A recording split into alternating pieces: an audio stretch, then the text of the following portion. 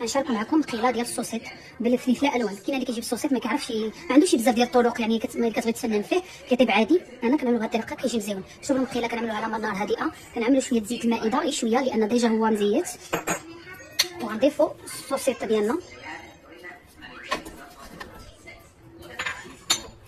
وغنخليوه يتفسخ شي شويه. من بعد غنرجعو من بعد ما السوسيط ديالنا تقلى لنا شويه غادي نجي نضيفو عليه الفلفله الالوان.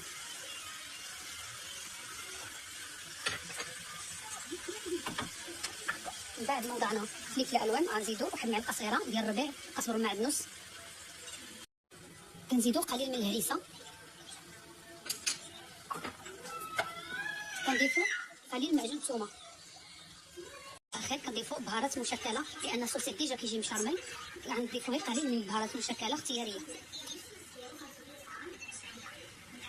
وغادي نحركو المقيله ديالنا وفي نفس الوقت غنخليوها طيح ديك الفلفله والسوسيط في هذا الميدان اللي كيطلق السوسيط وديك الماء ديال الفلفله. من بعد نوريكم رجعنا لكم. هذا هو الشكل النهائي ديال السوسيط. الصراحه كيجي مقلي وكيجي معسل. هذا الطريقه خصو يجي باش يجيكم بنين.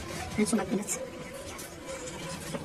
هانتوما مع ديك الفلفله الا بغيتو تخليوها شويه هيدا كيستيسو، الا بغيتو نشفوها نتوما واللي بغيتو. ها الشكل النهائي ديالو كيفاش كيجي. وبالصحه والراحه ما تبخلوش علينا بالمتابعه واللايك.